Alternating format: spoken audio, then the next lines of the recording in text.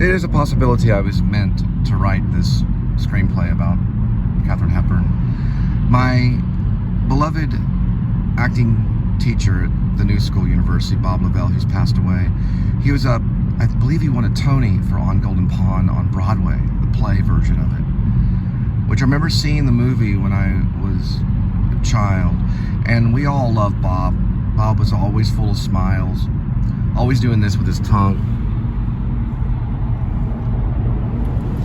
and just always, you know, talking about acting. He talked about it from like a real person's point of view, you know. A lot of reading too. We were to do a lot of reading. It'd make a lot of sense for me to do an adaptation. But I think Katharine Hepburn would want it written by an actor, you know, of some sort. And there's been stuff written about her. But I look forward to getting onto the set of On Golden Pond, you know, eventually, because that was one of her last Oscars for Best Actress. And boy, she really endowed that role. She really, really did well. And I noticed from listening to her speech patterns when she was younger, you know, she just kind of this was real screwball comedy, kind of talking this really fast, just super fast. It didn't even sound fake at all. And yeah, this it sounded almost, and I hate to say it, but almost animalistic. She was that in the role, you know. It sounded like this bird yapping or something when I heard vocal stuff from her when I was listening to some vocal recordings. You can understand her clearly in a lot of stuff, but her screwball comedy training, you know, she went very quickly and spoke very quickly. And she was just full of energy, a strange amount of energy, a great amount of energy. But anyway, On Golden Pond is a beautiful production. And Jane Fonda's in it, the daughter of Henry Fonda. Henry Fonda's in it. And it's wonderful. So anyway, I'm going to be looking at that and talking about that and stuff. I've got a lot already.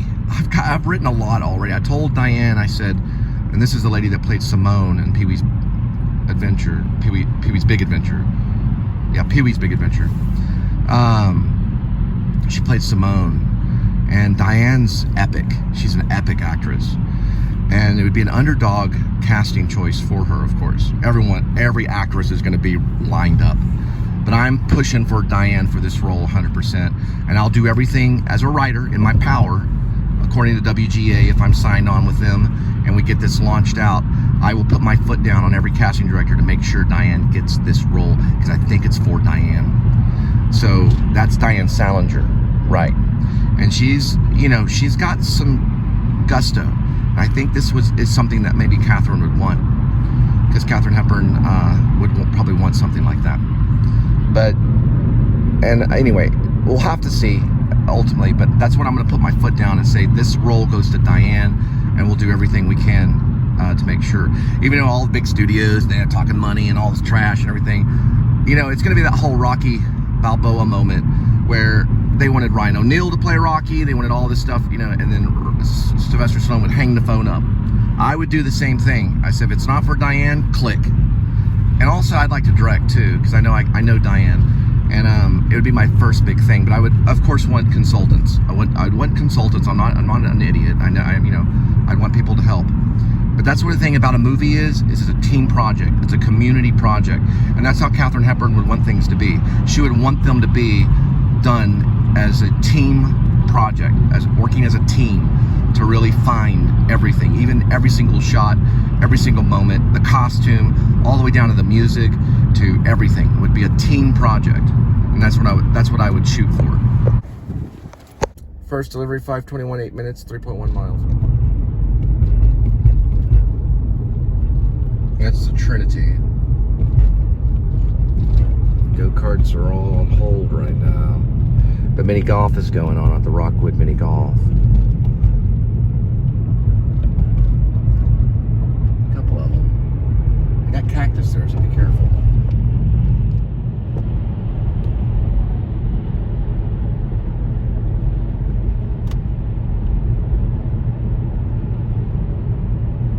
I believe there's a shadow world.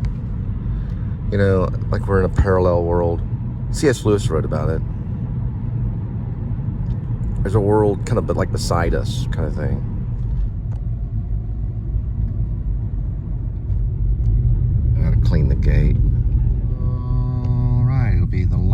house on the left. Oh, look, go-karts. Oh, crazy. I just got on the Please Subscribe show. I think it's this one right here.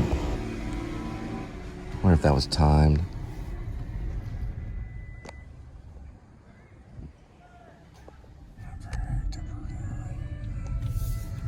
And so Catherine Hepburn was saying, "Take this, vote for Ben." Well, she wrote it like it was. She knew dialogue, so whenever she's giving out the purple balloons or votes for women, take it.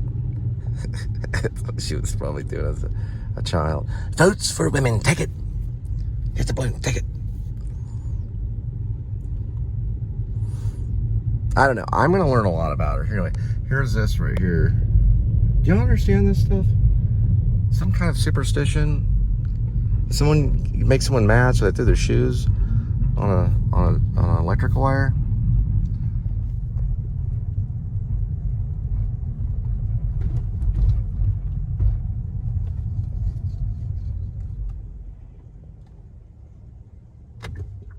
Same area where they've got that mural. The Texas flag mural right off Hagen. So it's Hagen Street. Hagen.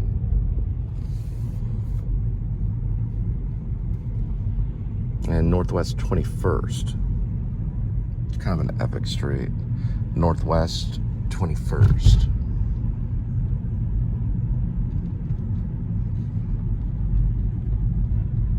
Oh, wow.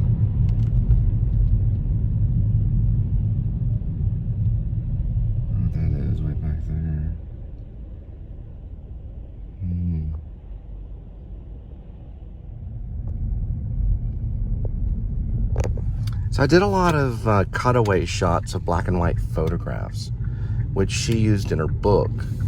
So this really is kind of a little bit about her writing the book, even though I'm taking the liberty to use my own imagination, which I wonder if that's what she wanted us to do. But yeah, in Me, Stories of My Life, Katharine Hepburn, she used a lot of like photographs. So it's fun to like, read the book and then look at these black and white photographs of like the house on Hudson Street and the women's suffrage flyer and all this stuff that I've got to so far. I think, putting that in the movie is absolutely necessary, because this is about her and the book, her perspective of her own life, and a take on that with adding a little liberty of some other stuff. But yeah, the Ferris wheel moment I kind of put in there because I put some religious elements in it, because I know she was raised by Episcopal minister. Her great-grandfather helped raise her a little bit, just like a great-grandfather would do. But, or maybe it was her grandfather.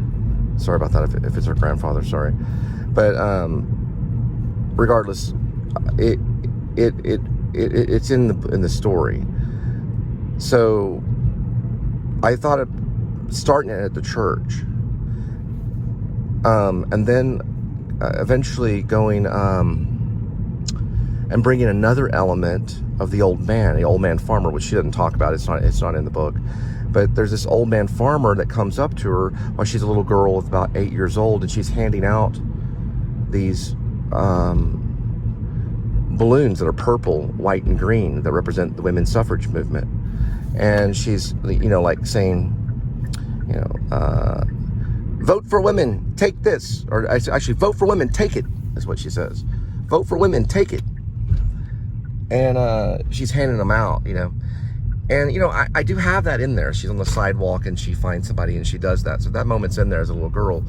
But there's also a moment where I bring this old man that has white hair that walks up to her and takes one of the balloons. It's kind of, like a God kind of character. And then she follows him to the Ferris wheel, because they mention a fairground. So I added a Ferris wheel. And then she says, excuse me. And they had already met. So when she handed the balloon to him, I believe he said, well, thank you, little missy.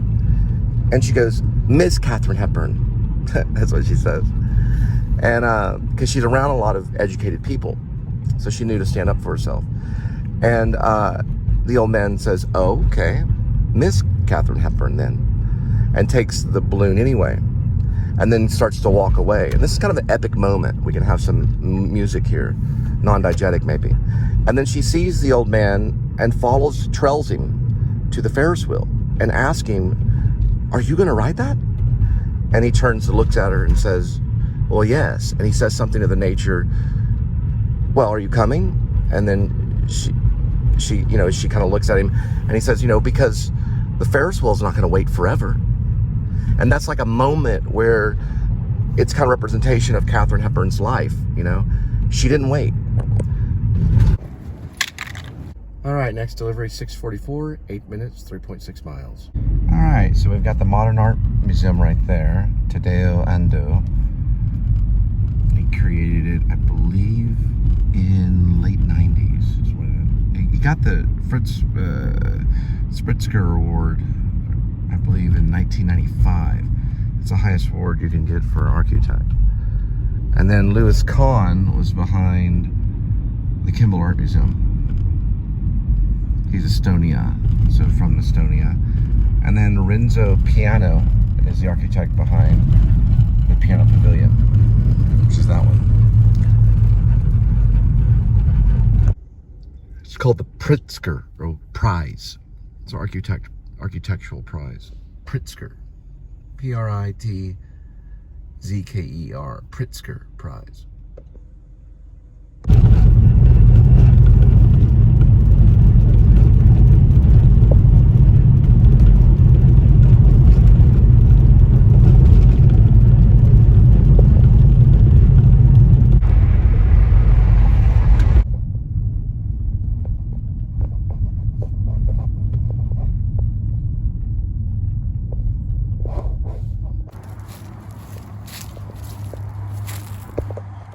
All right, next delivery is 6:55 arrival, 2 minutes, 1 mile.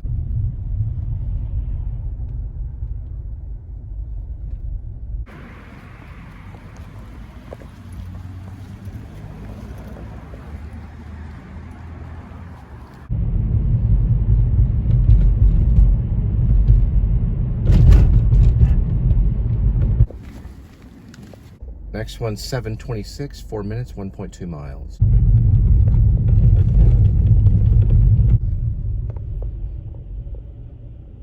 Montgomery Plaza. All right, this looks like a common obstruction throughout the delivery process where there's a train coming through. It's usually slow moving. So the first thing I do is I go by Casa and I make the first turn at Casa and it goes over the train tracks. So the train's way down that way. So I go all the way down this way and I turn left on University and left at Casa. I actually, to be honest, if it's not too busy, like on a weekend, I can just turn left on Carroll. Well, actually, no, this is not Carroll, sorry. Pass through Carroll. The next left after Carroll. She'll go through, like, kind of like past the old Zolot Pizza. Zolot Pizza's still there. Past the Drury. If you know where the Drury is. Sorry about the Dury Crow, is what they call it. The Dury Crow. The Dury Crow, which is this mural right here.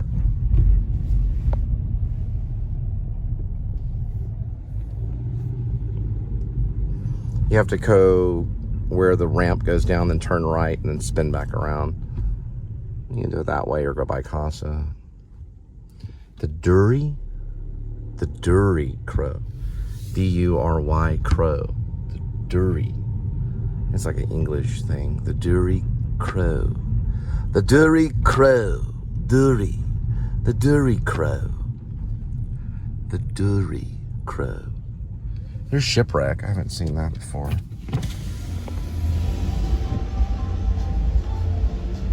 Island what? Tiki Bar? It's got octopus legs out in front of it. Or octopus, tentacles. There is a truck. I'm not that bad. a truck. Sorry, it was a truck. That's a sign. It says Lancaster. And we just spin around that way, beat the train. Who knows how long that train's gonna be, slow moving train. You can also take Curry too, or I'm sorry, Curry. I just had a half Coke, half Diet Coke. And there's the Fort Worth mural. You can see half of it right there. And Cassa's over there. So we'll U-turn here and then beat the train. Or at least go over the train. Ooh, that said dash, didn't it?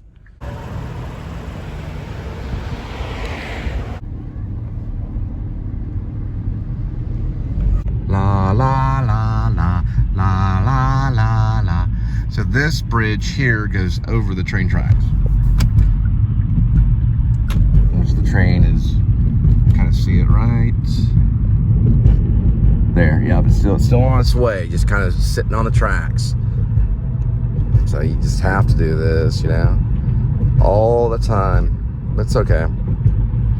We just beat the train, so we went over the train tracks. Now we're going over the Trinity River, which is over that way. Kind of more over, you can kind of see. There we go. Trinity River. La la la la la la la la. Anyway, it's weird working on an adaptation because this will officially be other than, okay, wait, hang on for a minute. I gotta say something. Now, me, which is the stories of my life, Katharine Hepburn, would actually be my second adaptation, because my first adaptation is actually Escape from Me, which is my own book, which is weird because they both have me in it. But it's really Escape from Maine, which is my first adaptation, which I did like a pilot series and wrote it. Got like zero attention, you know.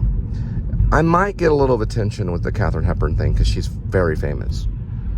And so far I've got really zero attention on the Grace aka Werevlog, but I haven't completed it. Well, I've completed it, I just haven't finished editing completely. Anyway, this would be the second adaptation. So my first one was, and I really, to be honest, I didn't adapt much from the book on Escape from Maine. I wasn't like, well, I would go plug into the book occasionally. Yeah, I would plug into the book occasionally and read some of the Escape from Maine. But this one, I'm religiously, oh, they're from Florida, all the way from Florida. This one I'm religiously reading, you know, or following every word of, you know, and a lot of it's coming right from the book. So I'm using the book first and then going over to the screenplay format and for the adaptation. And it's actually, you know, I don't want to say that's easy per se, because what I do is I interpret. So I read what she's talking about and then I put it in like screenplay form. I do like this interpretation in my head. So like wide here, angle here, close on, you know, close up, you know, ECU, extreme close up, things like that. So I just kind of like use that language and kind of tell the story that she would, you know, was telling. Overall, I mean, in the long run, Katharine Hepburn was a filmmaker, you know. She was an actress, filmmaker. She knew what she was doing when she wrote the book. She made it very much like a screenplay, or not a screenplay, but she made it very much eligible for a screenplay, meaning she made it very kind of cinema quality. It was very much about memory. She's talking the story, she's using dialogue. There's little moments, all of a sudden there's a scene. She's talking to her mom, or she's, you know, talking to her sister. All right, this is cool. We got green lights over here and then purple over that way. So this is kind of like adaptation with Nicolas Cage. Although I do recommend seeing adaptation with Nicolas Cage. Yesterday, a few days ago was Nicolas Cage's birthday. An adaptation shows the insanity, and that's Spike Jonze riffing. That movie's brilliant, but that's Spike Jonze riffing on the insanity of taking a really well-known book, or a real famous book, I guess, at the time, and the screenplay kind of taking over the guy. And look how these floodlights go up this way right here. Is that not cool?